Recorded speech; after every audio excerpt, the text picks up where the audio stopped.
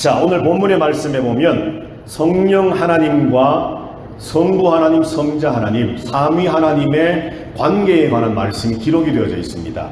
특별히 16절 말씀, 우리가 읽은 말씀에 보니까 내가 예수 그리스도께서 아버지께 구하겠으니 그가 또 다른 보혜사를 너희에게 주사라고 되어 있습니다. 예수 그리스도께서 하나님 아버지께 구하십니다. 기도하십니다. 무엇을 기도하시느냐? 아버지께서 다른 보혜사 성령 하나님을 성도들에게, 제자들에게 주시기를 기도하시고, 오늘 성경에 보니까 아버지께서 그 기도를 들으시고 성도들에게, 너희들에게 성령 하나님 보혜사를 주신다라고 되어 있습니다. 그러니까 성부와 성자와 성령의 관계를 보면 성자 예수님께서 성부 하나님께 하나님 아버지, 저들에게, 믿는 성도들에게 성령을 주시기를 원합니다 라고 기도하면 하나님 아버지께서 그 기도를 들으시고 성도들에게 성령을 주신다라고 말씀하고 있는 것이죠. 자, 17절 말씀을 한번 보실까요? 26절 말씀, 26절, 방금 보았던 26절 말씀. 자, 제가 읽겠습니다. 보혜사 곧 아버지께서 내 이름으로 보내실 성령이라고 또 말씀되어 있습니다. 조금 전에 다른 보혜사 그랬는데 그 다른 보혜사가 오늘 본문의 26절 말씀에 보니까 보혜사 그렇게 말씀이 기록되어 있고 그 다음에 성령이라고 말씀하죠. 그 보혜사는 곧 성령인데 설명하시기를 아버지께서 내 이름으로, 예수 그리스도의 이름으로 보내시는 분이다 라고 기록되어 있습니다. 자, 여기서 또 성부와 성자와 성령의 관계가 기록이 되어져 있지요. 하나님 아버지께서 예수 그리스도의 이름으로 성도들에게, 믿는 자들에게 보내시는 분이 성령이라고 되어져 있습니다. 자, 이제 15장으로 가셔서 15장 26절 말씀을 한번 보십시다. 내가 아버지께로부터 너희에게 보낼 보혜사 곧 아버지께로부터 나오시는 진리의 성령이 오실 때에 그가 나를 증언하실 것이요. 아멘. 자, 여기서는 또 조금 다르게 표현되어 있죠. 성부와 성자와 성령의 관계를 설명을 하기를 방금 읽은 15장 26절에서는 내가 예수께서 아버지께로부터 너희에게 보낼 보혜사라고 말씀을 합니다. 그러니까 지금은 예수님이 보내시는 것처럼 또 말씀을 하고 있죠. 그리고 그 다음 설명이 곧 아버지께로부터 나오시는 진리의 성령이라 그랬습니다. 자, 한 가지만 더, 한 절만 더 찾아보십시다. 16장 가셔서 16장 7절입니다. 16장 7절. 자, 우리 다 같이 한번 16장 7절을 읽어보겠습니다. 시작. 그러나 내가 너희에게 실상을 말하노니 내가 떠나가는 것이 너희에게 유익이라. 내가 떠나가지 아니하면 보혜사가 너희에게로 오시지 아니할 것이요 가면 내가 그를 너희에게 보내리니. 아멘. 마지막에 내가 그를, 예수께서 성령을 너희에게 보내시겠다. 성령 하나님이 우리에게 오시기 위해서는, 성령 하나님이 우리에게 임재하시기 위해서는 예수 그리스도께서 우리에게 성령이 임하시기를 위해서 하나님 아버지 앞에 기도하시고 그 기도를 들으신 하나님 아버지께서 우리에게 성령을 주시고 보내십니다. 그 성령은 하나님 아버지께로부터 나오시는 분입니다. 그리고 그 성령은 하나님 아버지만이 주시는 것이 아니라 예수 그리스도께서 보내시는, 우리에게 보내시는 분이라고 말씀합니다. 하나님께서, 예수 그리스도께서 우리에게 허락하심으로 보내시고 주시고 나오실 때에 성령은 우리에게 주어진다라고 말씀합니다. 그렇다고 해서 성령 하나님은 성부와 성자가 부리는 어떤 종과 같은 모습은 아닙니다.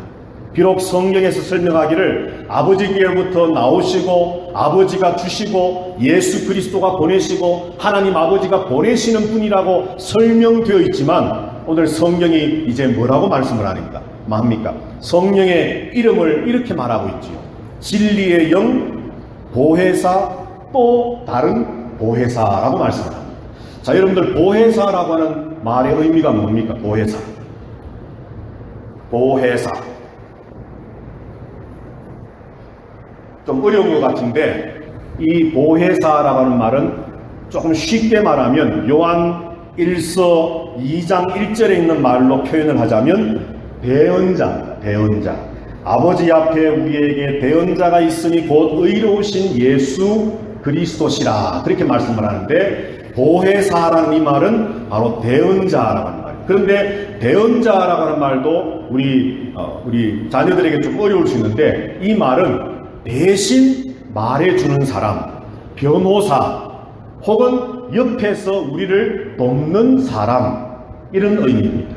그러니까 요한 1서 2장 1절에서 하나님 아버지 앞에 우리에게 대언자, 보혜사가 계시니 그는 곧 예수 그리스도라 말씀을 했죠.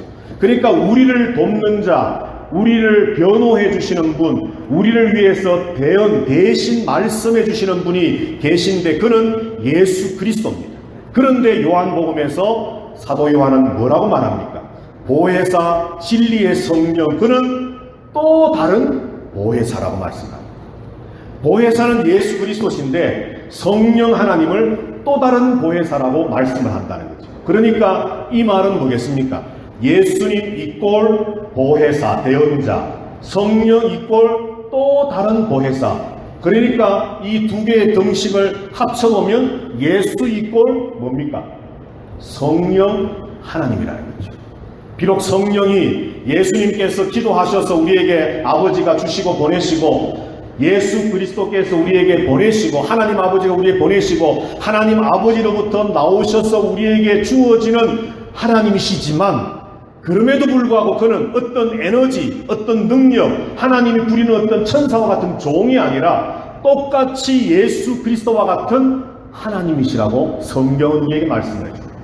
하나님 아버지와 성자 예수님과 성령 하나님의 관계가 그러하고 성령의 이름을 오늘 요한복음은 진리의 영이다, 또 다른 보혜사다라고 우리에게 말씀을 해줍니다. 자, 이처럼 하나님이 보내주시고 예수님이 보내주시는 우리의 대언자, 돕는 분 되시는 진리의 영이 되시는 성령 하나님께서 하시는 일들은 도대체 무엇일까? 이제 그것을 우리가 한번 생각을 해 보려고 합니다.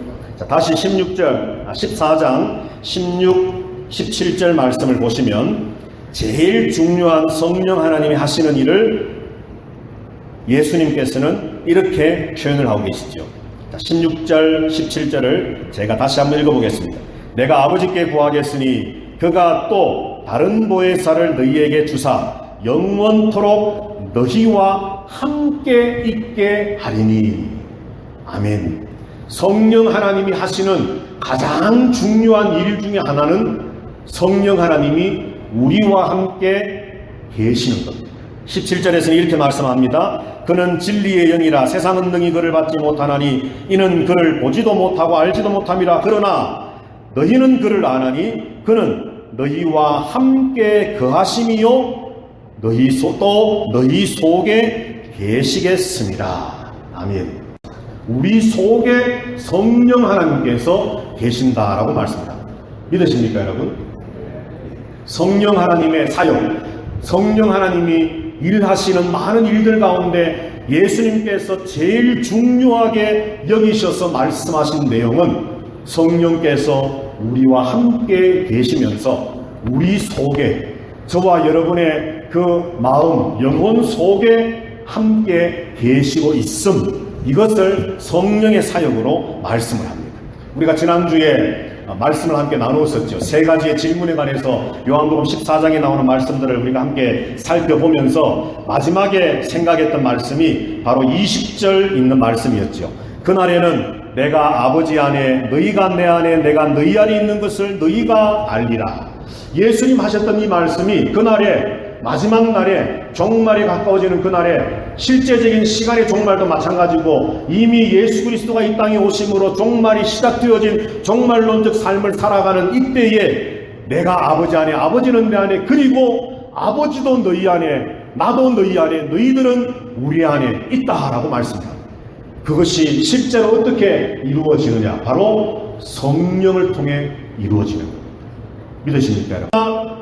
예수 그리스도께서 이 땅에 33년을 사시면서 사역하시고 마지막 십자가에 저와 여러분의 죄를 위해 십자가에 죽어서 피 흘려 죽으시고 우리의 죄를 깨끗하게 씻기시고 나서 죽은 지 사흘 만에 다시 부활 살아나셔서 우리를 의롭다 하시기 위해서 생명의 길을 열어주셔서 부활의 첫 열매가 되셨지요.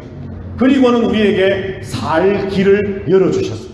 그것으로 끝난 것이 아니라 예수님은 승천하셔서 하늘로 올라가셨습니다. 물리적으로 더 이상 우리와 함께 계시지 않습니다. 그럼에도 불구하고 예수님 뭐라고 말씀했습니까? 내가 너희 안에, 너희는 내 안에 있다라고 말씀합니다. 아니, 성천에서 분명히 제자들이 보는 가운데 구름을 뚫고 하늘로 올라가시면서 천국으로 하늘로 성천에서 올라가셔서 더 이상 이 땅에 계시지 않는 분이 어떻게 우리 속에 계신단 말입니까? 오늘 예수님 말씀하지 않습니까? 내가 아버지께 구하겠으니 그가 아버지께서 너희에게 성령을 주사 그가 너희와 함께 계시고 그가 너희 안에 계시겠습니다. 성령을 통해 하나님 아버지와 예수 그리스도께서 우리 안에 계시는 겁니다. 예수를 믿는다면 오늘 우리는 이 진리의 말씀을 믿어야만 합니다. 묻겠습니다. 예수 그리스도를 믿으십니까, 여러분? 예수 그리스도가 여러분의 죄를 위해 십자가에 죽으셨다는 것을 믿습니까? 아멘. 그러면 여러분들 속에 누가 계십니까? 성령이 계십니다. 예수 그리스도께서 여러분의 생명을 위해 부활하셨음을 믿으십니까? 아멘. 그렇다면 그 예수 그리스도의 부활을 믿는 저와 여러분의 영혼 속에 누가 거하고 계십니까? 성령이 계십니다. 예수 그리스도께서 우리의 구원의 완성을 위해서 승천하셔서 다시 오실 것을 믿습니까, 여러분? 아멘. 자, 그렇다면 그 믿음을 가지고 있는 저와 여러분들의 심령 속에 누가 계십니까? 누가 계시죠? 성령이 계십니다. 성령이 계십니다. 오늘 이 시간에 예배하는 저와 여러분들 모두가 성령 하나님의 수많은 사역들 가운데 성령께서 나와 함께 계시는구나, 성령께서 내 안에 계시는구나 라고 하는 이 진리를 확실히 믿고 믿음의 승리의 삶을 살아가는 저와 여러분들이 되시기를 주님의 이름으로 축복합니다. 자, 그래서 23절을 한번 보실까요? 지난주에 보았던 말씀이지만 예수께서 대답하여 이르시되 사람이 나를 사랑하면 내 말을 지키리니 내 아버지께서 그를 사랑하실 것이요 우리가 그에게 가서 그 처를 그와 함께 하리라. 아멘. 자, 지난주에 여기 우리라고 하는 우리가 누구라고 했습니까? 성부와 성자라고 말씀을 제가 드렸었죠. 자, 이제 오늘 요한복음 14장 이제 거의 다 전체를 살펴보았으니까 여기 23절에서 말씀하는 네가 나를 사랑하고 내 말을 지키면 내 아버지께서 너를 사랑하실 것이요 우리가 너희에게 가서 그 처를 너와 함께 할 것이다 라고 할 때 이제 이 우리는 누구겠습니까? 성부와 성자와 성령이십니다. 다시 말해 우리 안에 삼위일체 하나님이 거하십니다. 믿습니까, 여러분?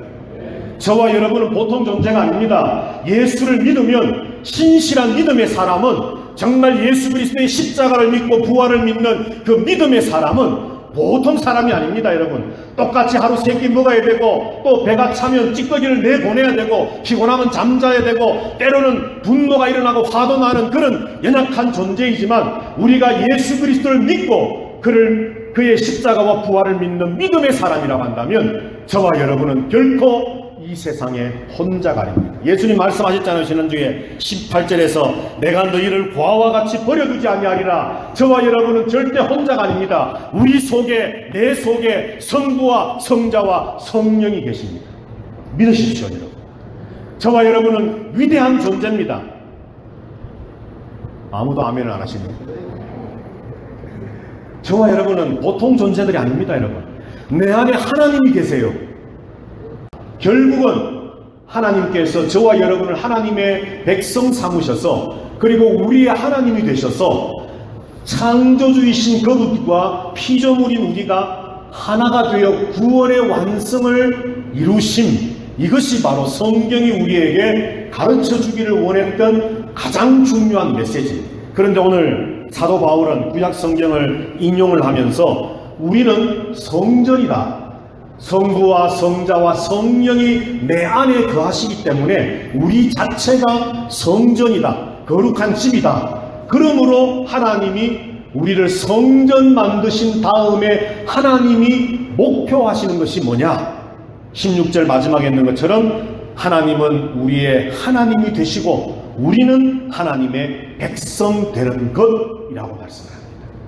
저와 여러분은 거룩한 백성이 되었습니다. 저와 여러분은 하나님의 백성이 되었습니다. 다른 말로 표현하면 하나님과 이제는 하나가 된 존재가 되었습니다. 그러므로 저와 여러분의 삶이 바뀌어야 됩니다.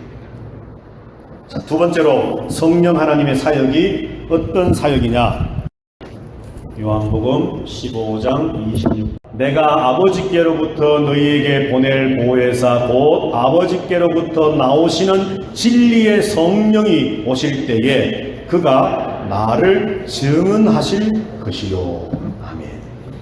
예수님께서 말씀하시기를 보혜사 진리의 성령이 오셔서 하시는 일이 뭐냐? 그가 나를, 예수님을 증언하신다라고 말씀을 합니다. 같은 말씀이 16장 13절에 기록이 되어 있는데요. 제가 읽겠습니다. 요한복음 16장 13절. 그러나 진리의 성령이 오시면 그가 너희를 모든 진리 가운데로 인도하시리니 그가 스스로 말하지 않고 오직 들은 것을 말하며 장래 일을 너희에게 알리시리라. 아멘. 두 번째 성령의 사역은 예수 그리스도가 말씀하신 것을 우리에게 가르치시고 생각나게 하시는 것입니다. 방금 15장에서 그가 증언하실 것이다. 그리고 진리 가운데로 인도하실 것이다. 조금 전에 보았던 또 요한복음 14장에 말씀해 주셨던 것처럼 성령의 사역은 이처럼 진리의 영 되신 그분께서 우리에게 진리를 가르치시고 진리가 생각나게 하시고 진리 가운데로 우리를 이끌어가 주시는 것이라는 거죠. 자, 그러면 성령 하나님께서 도대체 왜 진리라고 하는 것은 다른 말로 표현하면 하나님의 말씀 혹은 뭐 계명 등등으로 표현할 수 있겠죠. 왜 성령께서 하시는 일이 우리 안에 거하시면 이제 그것으로 다 끝인 줄 알았는데 왜 성령께서는 자꾸 우리에게 하나님의 말씀이 기억나게 하시고 또 기억한 것을 가르쳐 주시고 깨우치게 하시고 또 할 수만 있으면 우리를 자꾸 하나님 말씀 안으로 인도하여 자꾸 들이시는 이런 일을 성령은 하시는 것일까? 도대체 그 이유가 무엇일까? 14장 21절입니다. 21절. 나의 계명을 지키는 자라야 나를 사랑하는 자니 나를 사랑하는 자는 내 아버지께 사랑을 받을 것이요 나도 그를 사랑하여 그에게 나타내리라. 23절. 예수께서 대답하여 이르시되 사람이 나를 사랑하면 내 말을 지키리니 내 아버지께서 그를 사랑하실 것이요 우리가 그에게 가서 거처를 그와 함께 하리라. 아멘. 자, 여러분들 왜라고 생각하십니까? 왜 성령께서는 우리에게 진리를 기억나게 하시고 진리를 가르쳐 주시고 진리 가운데로 자꾸 인도하시는 예수님이 말씀하신 것들이 기억나게 하시는 이런 사역을 왜 우리 속에 거하시면서 하시는 걸까요? 왜 그렇다고 생각합니까? 계명을 지키게 하시는 것 같습니다. 바로 그겁니다. 여러분, 성경을 한번 읽었다고 우리가 말씀대로 사는 게 아니잖아요. 성경을 읽었습니다. 읽은 그 말씀을 또 어떤 때는 목사를 통해 설교를 들었습니다. 또 어떤 때는 구역 모임에 대화하는 가운데 또 누군가 입술을 통해 그 말씀을 들었습니다. 수많은 과정을 통해서 내가 읽었고 들었고 접했던 말씀들이 있지만 내 기억 속에 남아 있을 수도 있지만 그렇다고 해서 우리가 그 말씀대로 살아가기란 여간 어렵지가 않습니다. 그런데 우리로 하여금 말씀대로 살아가게 하시려고 성령 하나님께서 우리 속에 들어오셔서 끊임없이 말씀이 기억나게 하시고 말씀을 가르쳐 주시고 말씀을 깨닫게 하시고 예수님이 우리에게 하신 그 말씀들을 우리가 계속 되씹으면서 우리를 자꾸 진리 속으로 들어가도록 하셔서 결국은 그 성령의 그러한 사역을 통해 일하심을 통해 우리로 하여금 그저 머릿속에 기억하고 있는 말씀이 아니라 언젠가 내가 한번 읽었던 말씀이다 정도가 아니라 이 말씀을 실제 삶 속에 지켜나가게 하시려고 성령 하나님은 그렇게 일하신다는 거예요. 성령 하나님, 나를 가르쳐 주십시오. 성령 하나님, 나를 이끌어 주십시오. 성령 하나님, 나에게 기억나게 해 주십시오. 성령 하나님, 내가 말씀의 진리 가운데로 들어갈 수 있도록 도우시고 다스려 주십시오. 그래서 말씀을 지켜나가는 이 시대에 살아있는 성도 될 수 있도록 하나님, 성령 하나님, 나를 그렇게 역사해 달라고 기도해야 됩니다. 오늘 이 시간에 예배하는 저와 여러분들, 그렇게 말씀을 지켜나가는 성령의 사역을 힘입어 하나님의 말씀을 지켜나가는 하나님의 백성들 모두가 되시기를 주님의 이름으로 축복합니다. 자, 말씀을 지킨다는 것이 그러면 뭘까? 갈라디아서 5장 16절에서 18절 우리 다 같이 한번 읽어봅니다. 시작. 내가 이르노니 너희는 성령을 따라 행하라. 그리하면 육체의 욕심을 이루지 아니하리라. 육체의 소욕은 성령을 거스리고 성령은 육체를 거스르나니 이 둘이 서로 대적함으로 너희가 원하는 것을 하지 못하게 하려 함이니라. 너희가 만일 성령의 인도하시는 바가 되면 율법 아래 있지 아니하리라. 아멘. 말씀을 지킨다는 것, 말씀대로 산다는 것은 오늘 바울이 갈라디아서 5장 16, 17, 18절에서 표현하고 우리에게 말씀해 주시기를 16절에서는 성령을 따라 행하는 것입니다. 성령을 따라 행하는 것이고 17절 말씀에서는 육체의 소욕을 거스르는 것. 다시 말해 우리의 어떤 안목의 정욕, 이생의 자랑, 육신의 정욕, 이런 우리의 육체의 어떤 욕망들, 인간의 욕심들, 인간의 더러운 죄성이 분명히 우리 가운데 아직 있습니다. 그것과 성령 하나님이 싸우시는데, 쉽게 말하면 선한 것과 악한 것이 싸울 때에 우리가 악한 것을 억누러야 된다는 거예요. 이것이 바로 말씀을 따라 행하는 것이고 이것이 바로 성령을 따라 행하는 것이다라고 말합니다. 그리고 18절에서는 이렇게 표현하죠. 너희가 만일 성령의 인도하시는 바가 되면, 성령 하나님이 우리를 이끌어 주시는 대로, 우리를 다스려 주시는 대로 따라가는 것이라고 말씀합니다. 자, 그런데 조금 내려와서 22, 3절 말씀에서 이제 이렇게 말씀을 합니다.